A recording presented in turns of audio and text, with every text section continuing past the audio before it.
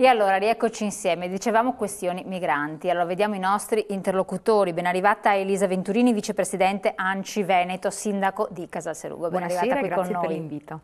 Ben arrivato anche a Don Albino Bizzotto, Beati Costruttori di Pace, grazie anche a lei di essere qui con noi. Cristina Toso, Ambassador for Peace, Mettici con l'Africa QAM, un'esperienza ancora nel sociale e nell'immigrazione, grazie. Buonasera per la sua presenza. Ben arrivato anche a Massimo Bitonci, presidente Liga Veneta, quindi per la Lega, candidato comunque per Padova, ma tutti lo conoscono. Ben arrivato Roberto Caon, tutti lo conoscono, buongiorno. Deputato di Fare, buongiorno anche a lei. Buonasera. Ben arrivato anche, non tutti lo conoscono, però l'avvocato Dario Conti, Movimento 5 Stelle per Padova, storico, questo è uno storico, è importante dirlo questo. Allora io vorrei che in questa occasione, visto che il tema è estremamente delicato, e ci sono diversi punti di vista, ci fosse un'espressione più che politica, proprio per quello che uno sente, cioè come la pensa direttamente, ma proprio l'espressione di quello che uno ha dentro, analizzando la situazione, per regresse esperienze nelle proprie attività, può essere dall'ambito legale all'ambito operativo, di amministrativo di un comune, in Parlamento per chi c'è stato, a contatto con i vari comuni, con le associazioni, con no profit, perché proprio i cittadini hanno l'esigenza, al di là del credo politico, di capire la situazione, farsi un'idea chiara. Vediamo, in base alle cognizioni che hanno per adesso, che cosa ne pensano alcuni cittadini. Ci sono state tantissime interviste che la nostra redazione ha fatta, noi ne abbiamo prese solo alcune perché poi molte sono ripetitive nel punto di vista. Vediamole insieme. Non siamo d'accordo per niente, che se li portino a casa loro ma non in Italia. Purtroppo sono sempre lì senza fare niente, poi c'è un'accoglienza, ma poi l'accoglienza non basta, bisogna anche la sistemazione, l'educazione, dargli il lavoro, cioè non è che puoi lasciarli liberi per la città. Io penso che negli altri paesi l'accoglienza sia diversa dalla nostra, è vero che ne arrivano troppi da noi, però bisognerebbe che venissero veramente spesi per loro quei soldi che vengono dati anche dalla comunità europea.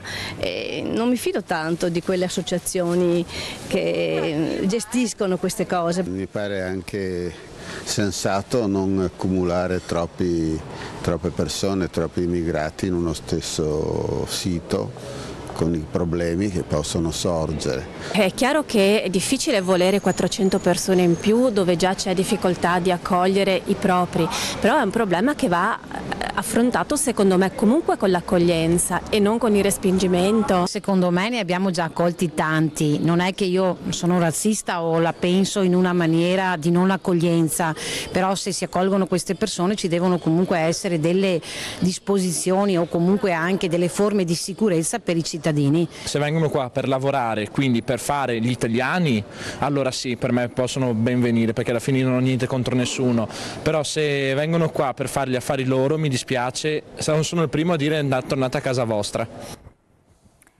Allora, Presidente, profughi nei comuni che non accolgono, questo era il titolo sul giornale di alcuni giorni fa, ci sono comunque un bando della prefettura per altri 400 posti di riallocamento, da là nasce tutta la preoccupazione di molti cittadini di trovarsi queste persone vicino a casa che non hanno nulla da fare, che non sono occupate, e la paura che poi possano essere non persone limpide, perché poi sostanzialmente quello che non si conosce spaventa sempre, ed è questo il dato di fatto, perché di base, ecco ve lo dico a tutti, il Veneto è molto accogliente, perché tantissime interviste che abbiamo fatto sono partite con sì, mi va bene, purché siano tranquilli, che rispettino le nostre regole, cioè la paura è sempre legata a questa incognita.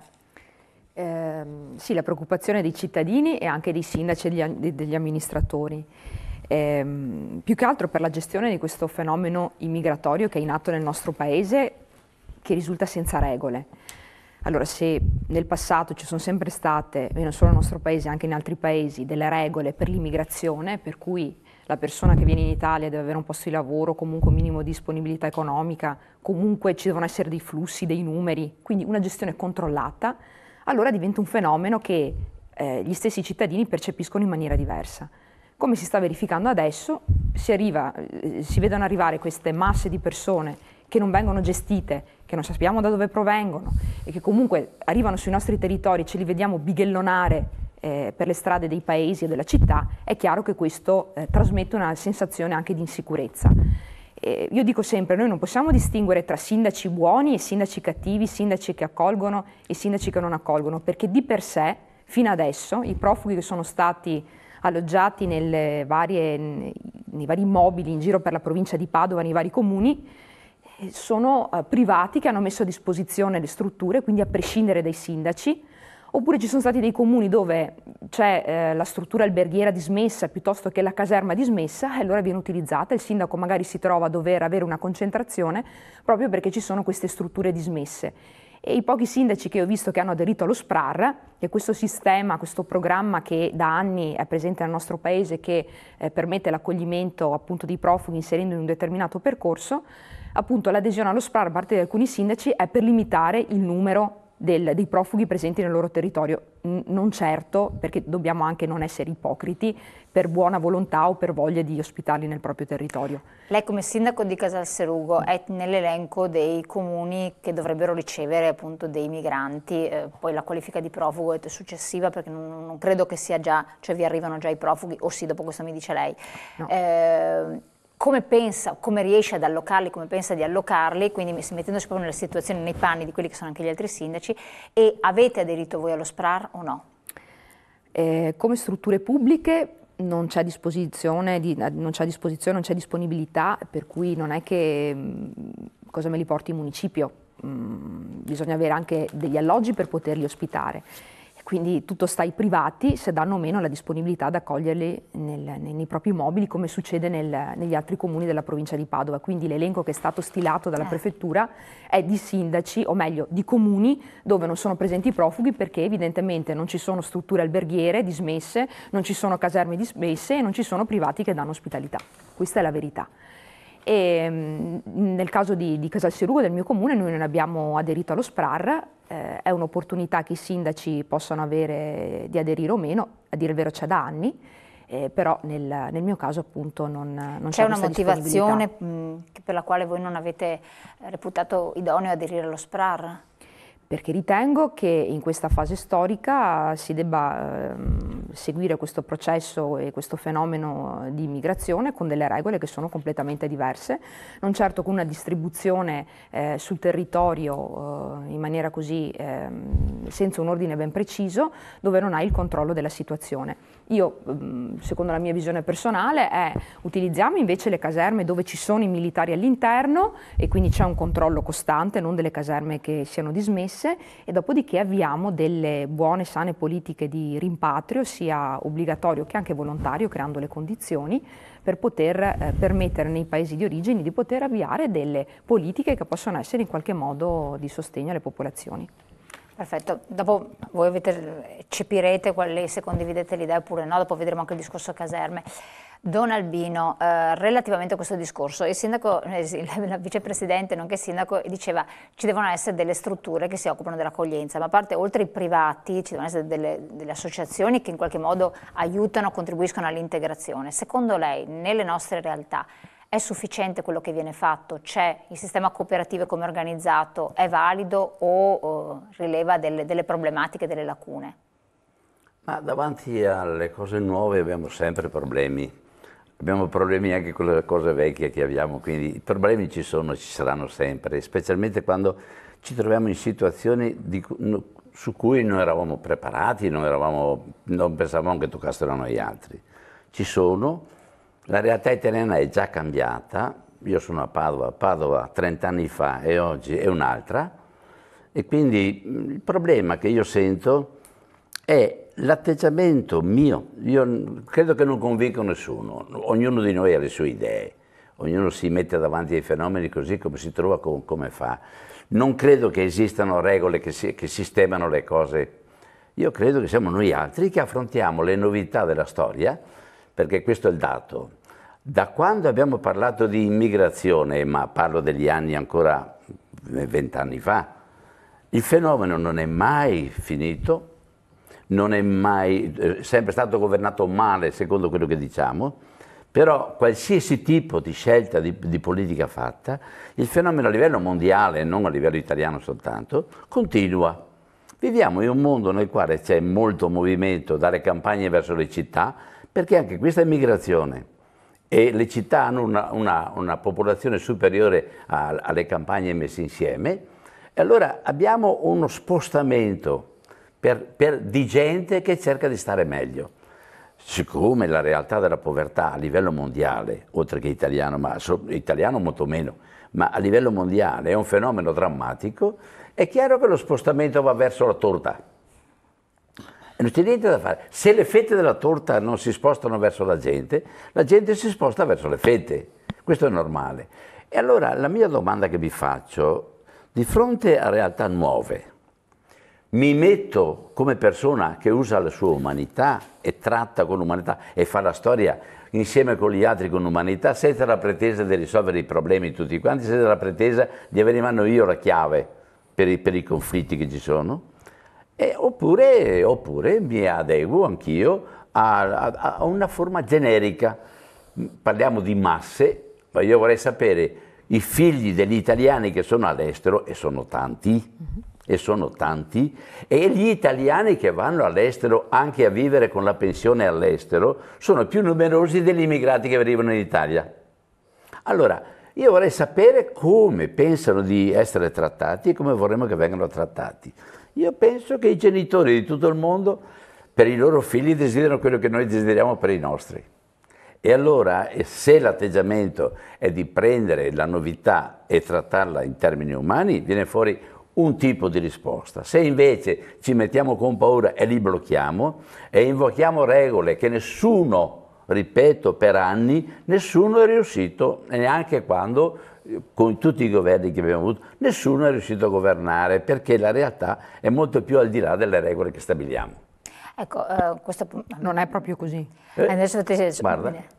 Allora, buon senso, però secondo lei, allora, premesso che Beati Costruttori di Pace è un'organizzazione di volontariato, comunque si occupino di un certo versante, guardando la situazione come viene presentata adesso, anche delle organizzazioni internazionali, le ONG, eccetera, secondo lei, oggettivamente, non è che siamo tutti un po' strumentalizzati da qualcosa di più grande? Quindi le ultime pedine sono proprio queste persone, questi giovani, come dice lei, che potrebbero essere figli nostri in altri paesi, ma a noi genitori non farebbe piacere sapere che un nostro figlio in Australia è oggetto di una grande strumentalizzazione economica, di business. No, i nostri figli in Australia non gli danno da mangiare, da bere, viene mantenuto per magari 2 anni senza fare niente, magari gli viene chiesto se vuole prestare un'attività per la collettività, magari dice anche di no perché non ha voglia di farlo.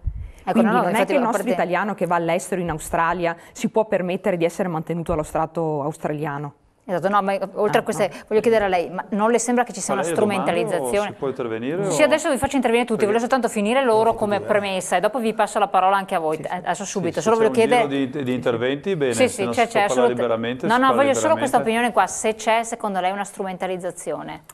Perché allora, in tutte le adesso vi do subito la parola. Ci possono essere su tutto quello che viviamo, strumentalizzazioni. Ognuno di noi risponde per quello che fa, io non posso rispondere per gli altri, però se le ONG fanno secondo il loro sistema, la loro modalità, noi abbiamo circa 3.000 famiglie che insistono nella zona per il borsa della spesa, noi non abbiamo seguito direttamente i profughi e le altre cose perché siamo pieni di lavoro comunque, quindi non abbiamo aumentato per far vedere che ci siamo, no. Però lavorare dentro con gli italiani, con noi italiani, sui bisogni della gente, io credo che tutto questo possa essere fatto e possa essere fatto alla luce del sole senza far vedere che non c'è nessuna speculazione e può essere fatto da tutti questo, anche nell'accoglienza.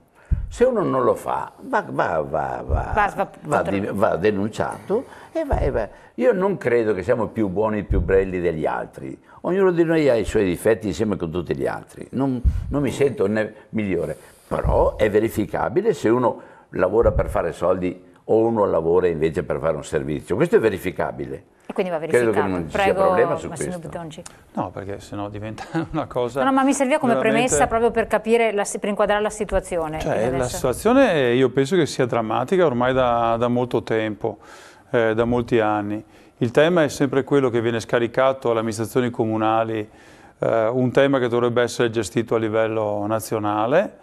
Poi se andiamo a vedere nello specifico ci sono sindaci che dicono una cosa in pubblico che però dopo in privato non fanno o non seguono quello che dicono pubblicamente. Questo mi pare insomma una dicotomia che qualcuno dovrebbe anche spiegare, perché anche all'interno dell'ANCI, a cui io sono uscito, sono stato vicepresidente nazionale per un periodo di tempo, dopo ho visto come funzionavano le cose, quindi ho deciso di uscire dall'ANCI, però si fa presto a parlare, dopo però quando tu vai a proporre un progetto ad un sindaco dice no, cioè che lo facciano gli altri, non io. Per esempio il Comune di Padova ha fatto il progetto SPRAR, che io ritengo che sia un progetto positivo, è stato finanziato, è finanziato per la maggior parte ovviamente da fondi di tipo governativo, però quello è un progetto essenzialmente per profughi, cioè persone che hanno già ottenuto lo status di rifugiati, e penso che quello sia un progetto serio, perché poi le persone che se fanno lo SPRAR dopo fanno dei progetti di inserimento, progetti di formazione, ed è quello l'aiuto che possiamo dare a queste persone. Il tema è invece come gestire, si fa sempre tutto ad un erbo un fascio, il tema di questa invasione che è in corso, perché qui la chiamo così, è questo il nome vero di quello che sta succedendo, è un'invasione incontrollata, senza nessuna regole, anche mi pare che le intercettazioni della Procura di Catania mi sembra che insomma mettono in cattiva luce anche non tutte, perché bisogna ovviamente ringraziare le organizzazioni e le associazioni che si spendono a favore dei migranti, però mettono in luce delle situazioni perlomeno nebulose o perlomeno oscure. Se dovesse essere così confermato il fatto che c'è un rapporto molto stretto tra i trafficanti e le organizzazioni, sarebbe una cosa veramente gravissima e che giustifica e fa capire che business c'è dietro l'immigrazione. Il tema è sicuramente che i 4 miliardi che sono nel DEF quest'anno, 4,5 mi pare, che sono nel DEF quest'anno per la gestione dei migranti, se fossero investiti, abbiamo rappresentanti del QAM, insomma, che operano in Africa, cioè operano anche in Italia, ma operano prettamente in Africa, e come dovremmo operare noi. Quei soldi spesi per una politica di tentativo di integrazione, dopo in realtà è una cosa puramente casuale, date in mano ai prefetti che scaricano le amministrazioni comunali, e dopo, se sei fortunato, non scelgono il tuo comune come Casal Serugo, oppure se sei sfortunato come a Bagnoli magari te ne mettono 1500, o come Coneta. Qua non è che allora se sei fortunato o non sei fortunato ti capitano i clandestini oppure no. La gestione mi pare veramente pazzesca, una gestione del tutto casuale, dettata sì dall'emergenza, ma siamo in emergenza ormai da anni, e ripeto, chi ha parenti come me in Argentina, perché le sorelle di mio nonno sono tutte quante in Argentina, o la mamma di mia moglie che è stata un periodo in Venezuela, insomma questa è la vita e la storia del Veneto, quella dei migranti e le migrazioni, però sono andati in maniera volontaria, diciamo onnivala, ecco, perché sappiamo che c'è stato un certo periodo storico con un certo caporalato, ecco, che li portava in Argentina, li portava in Venezuela, i fortunati sono andati magari in altre parti del mondo. Sarebbero rimasti a casa? Penso di sì. La situazione economica era disastrosa, certo, ci ricordiamo insomma una parola, la pellagra, insomma un periodo storico in cui il Veneto era veramente una delle regioni più povere d'Italia e del mondo. Aiutiamoli a casa loro, i soldi ci sono, non è vero che non ci sono. Io ho sentito missionari in questi giorni, lo dico a Don Albino Bizzotto, ci conosciamo da una vita, ecco, missionari che in questi giorni dicono: se avessimo noi questi soldi cosa faremmo in Africa? Ma non una parte, perché 4 miliardi e mezzo, ma noi daremo da mangiare non ai 180.000 o i 200.000 che ci sono in Italia, daremo da mangiare a milioni di persone, questa è la realtà. Daremo da lavorare, faremo pozzi, ospedali, strade. E qui le cose non cioè, è una politica keynesiana che deve essere fatta in Africa. Avete abbandonato, cioè, questa è la realtà, che con un certo tipo di politica abbiamo regalato l'Africa ai cinesi. Ma vi pare una cosa normale questa? Cioè, l'Africa è regalata alla Cina adesso. Sono i cinesi che la comprano. Se ne sono comprati. Sì, siccome i 4 miliardi io dico, siccome io non faccio parte di questo sistema che decide, ecco, ma a livello di chi decide è stata abbandonata l'Africa e i cinesi sono arrivati a investire. Questa è la realtà e si stanno occupando dell'Africa, però tanto dei migranti vengono da noi. Questo è il problema, Don Albino. Anche l'Italia, E con il buonismo non risolviamo il problema, che sia chiaro, perché questi sono in giro per strada, e anche quando voi, e lo dico senza nessun tipo di problema, quando voi dite che gestite i problemi, poi dopo non li gestite perché la gente è in giro per strada, perché dopo dite gestiamo noi i problemi, ci mettiamo noi in carico del problema, un appartamento di qua, un appartamento di là. L'altro giorno mi hanno telefonato che hanno occupato su uno stabile 3 appartamenti. Ci sono gli inquilini italiani che sono terrorizzati perché non sanno chi sono, non sanno, vedono 20 persone all'interno di un condominio e non vanno avanti e indietro, potrebbero essere qualsiasi cosa, perché sappiamo che quando arrivano qua non è che vengono identificati in maniera del tutto corretta, che sia chiaro. Quindi ma giustamente c'è questo problema di... Quello che ha stuprato a Bagnoli, mi pare che si è capito dopo che aveva già fatto la stessa cosa, il tentativo di stupro a Bagnoli, aveva tentato la stessa cosa in precedenza, quindi insomma, attenzione a queste persone che arrivano. Però... Sì, un attimo, dopo andiamo in pubblicità, poi la parola a tutti. Sì, prego, finisca. Devo fare l'osservazione? No, andate pure avanti. Allora, un attimo di pubblicità. Era che la proposta, perché c'è una contraddizione in quello che ha detto. I nostri con la pelagra, chi li avrebbe fermati? E allora, e chi li ha fatti andare di qua e di là? Ma non sono andati contenti col sorriso. No, perché non c'è lo sport dell'immigrazione. Io non so se lei, Don Albino, ha parenti, ma io ce li ho in Argentina. Sport, quelli che rischiano tutto quanto. Non c'è lo sport dell'immigrazione. E chi è che scappa anche dall'Africa perché vuole andare via dal paese in cui è nato e dal villaggio in cui... Come sono andati via dal Veneto? Come sono andati via dal Veneto? Sono andati dal Veneto, appena hanno partito sono tornati a casa. Sull'Australia, sull'Argentina, sul Brasile, sul Canada, abbastanza anche negli Stati Uniti, quanti veneti ci sono? Certo, ma i fortunati sono andati negli Stati Uniti, in Canada e in Australia, va bene? I meno fortunati sono andati in Argentina e Venezuela. Allora andiamo in pubblicità rapidamente, poi torniamo insieme e diamo la parola anche agli altri interlocutori.